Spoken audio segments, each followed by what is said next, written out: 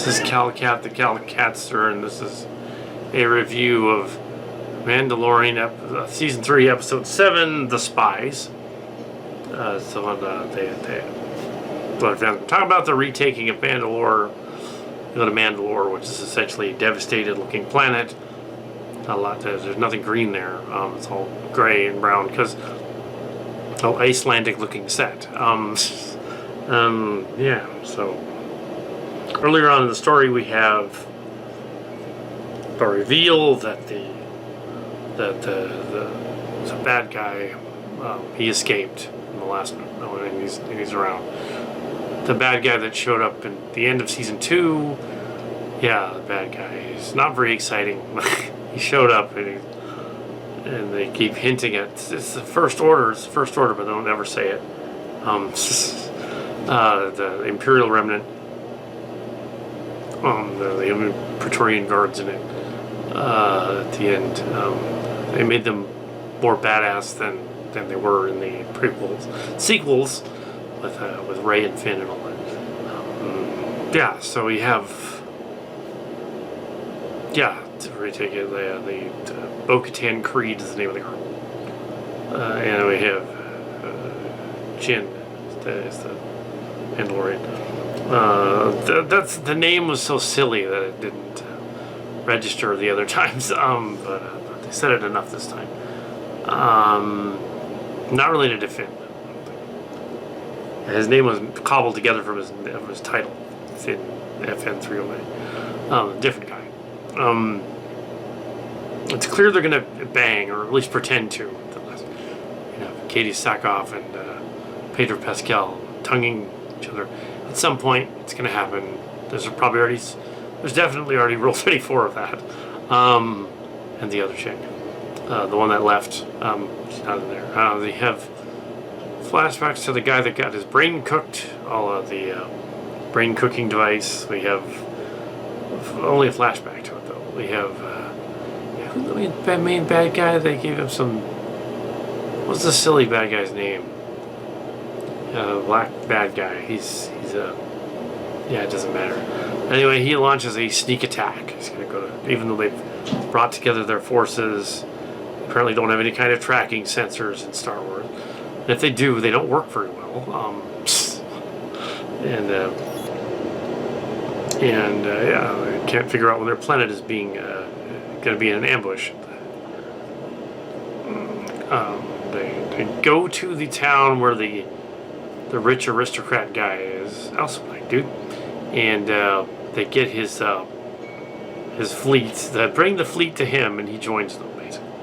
Or they all join him, but I don't think he joined them. I think it was just the fleet. That's what it was. And he stayed, but all the volunteers, they went. The Mandalorian volunteer. They're bad guy Mandalorians. They're revealed that they're elite guard guys that have been sent out after they got a hold of the Forge, which is how they didn't explain. And when they get to the Forge in the story and they get ambushed there, it's turned off. So how did they get the Beskar armor? Did they just go there and mine it and then make their own stuff out of it? This is not clear. What was common in science fantasy movies and in Star Trek and science fiction soap operas, space operas, is you often have a group of a dozen to 30 people that seem to run a whole planet. That seems to not make any sense. If your whole planet has a bunch of people on, they tried to fix that with the Tatooine episodes with the Book of Boba Fett, but it still seemed like there were a dozen people there. It never got any bigger than that, even though they had armies running around and stuff. It never made sense. You've got a planet granted, Mandalore is not well populated, but there's a pirate ship, Cowboy Bebop looking pirate ship. They're all on that. There's like a fight sequence on there. They give the T1 robot thing over to Gru. They pulled out the middle of him so you could pilot him like a mecha, leaving him completely exposed in the chest area. Sort of a mecha from the Matrix 2 and 3. Very poorly designed mecha. Breaks up a fight on the ship. There's a bunch of other stuff. yeah, more of a Calicat episode than the other ones were. But yeah, very much bait and switch. Here's a trap. Ooh, it's a trap. Yeah. It seems like this season has some episodes that didn't really need to happen. As you know, the end of Book of Boba Fett didn't have an ending, so they slapped 2 episodes of The Mandalorian on the end because they didn't have a season 3 at that point, and they just slipped them on the end, and that's what it looks like, and that's what it is. That explains why the fire spray thing comes out of nowhere and is never seen again in that story, because they weren't going to use it. It was just going to end there. They weren't going to have a final battle with Cad Bane. It was going to end there. That was the ending of Book of Boba Fett, right when Cad Bane showed up and shot the cowboy the first time. That was the end. There was no Mandalorian in there. They weren't going to do that. So they added that to it.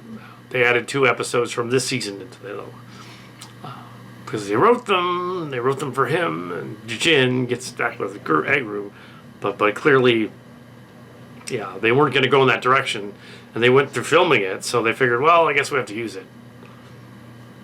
This should have ended it earlier, and then shown the battle with the other people as part of the last 2 episodes of Book of Boba Fett. Should have been the first 2 episodes of this.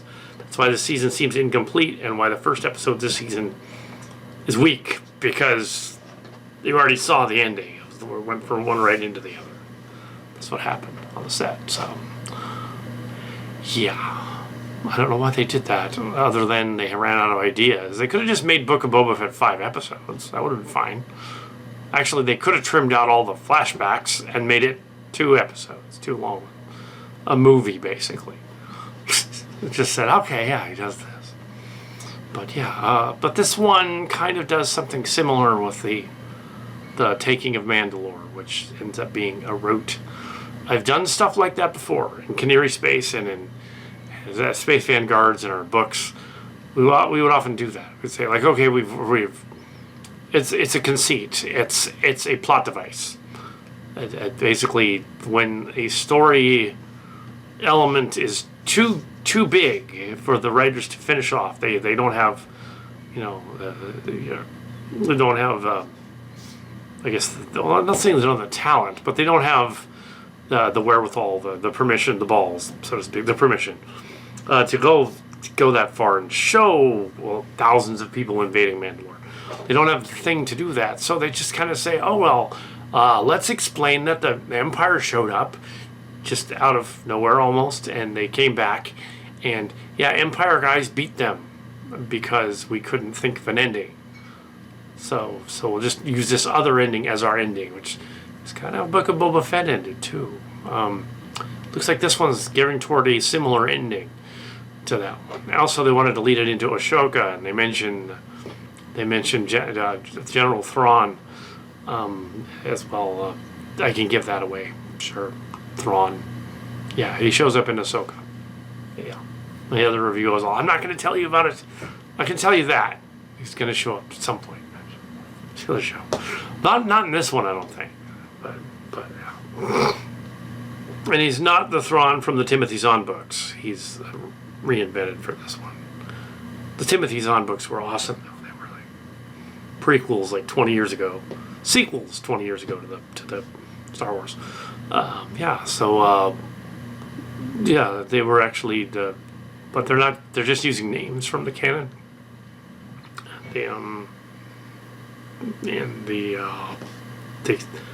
She's got the Bo-Katan has a dark saber, and she escapes using it, which is both at the same time a cool sounding name, and if you think about it for 2 seconds, a really, really dumb, lame sounding name.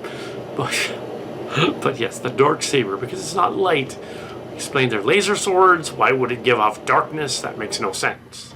But okay, if it was just a sword that was black, that would make sense. They forged it in something black. Fine. No racial context whatsoever. Light sword, dark sword, red sword.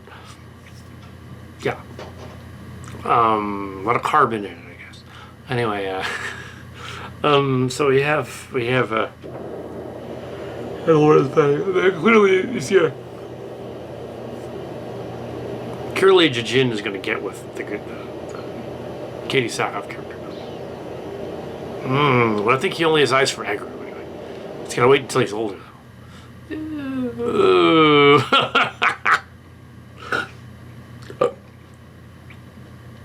And he doesn't have eyes for the Forge lady because she's probably really old.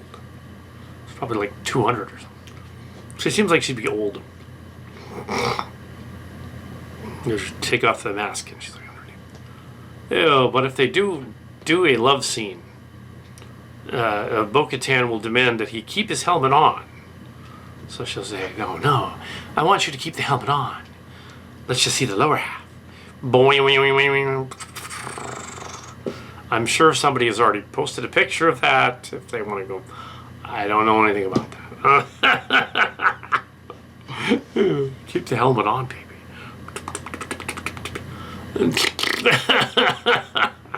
Anyway, so yeah, this episode. They also hinted at in one other website, the John Campea show, hinted at they're gonna have Mara Jade, who was Luke's daughter in the Timothy Zahn books. And so they could do that, certainly. And they could get around that too. There's 2 or 3 ways they could do that if they wanted to do that. They're probably not going to, but they could. The 2 or 3 ways are not a biological daughter, like a goddaughter. She was sort of a pseudo apprentice. She was his best friend or something, and they became buddies. And she's not really a Jedi. She's just his friend. And she was like a goddaughter because he rescued her when she was younger from a planet or something. Cool. There you go. Mara Jade. That works. And considering that Book of Boba Fett takes place about 10 years after Return of the Jedi, she would be young. She would be like their teens, presumably. Young teens. So yeah, if she was around, she would be in her young teens. Yeah. Because you figure he rescued her during just before Return of the Jedi, maybe, just afterward. Maybe at that point she was 10. Now she's 20. They could do that. She wouldn't technically be his daughter. She'd be like a goddaughter, or she just calls herself that. Or they could connect it to the Rey sequel that they're writing. That, sure, why not? As long as they bring back the 2 directors. Actually, Bryce Dallas Howard has done a few of these Mandalorian episodes. Let her do a movie. She does pretty good with those movies. Those other episodes. Let her do a movie, feature film. Ron Howard fixed the Solo movie. Another interesting idea is that they want to get the guy who played Lando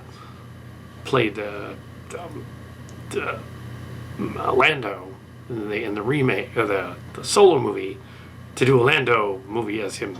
He's all I'll totally do that to play Lando. Yeah, you could do that. You could play Lando, young Lando. I don't know if that would work. Yeah, the Solo would have been better as a series. Yeah, than a movie. But yeah, apparently the other versions, that was different.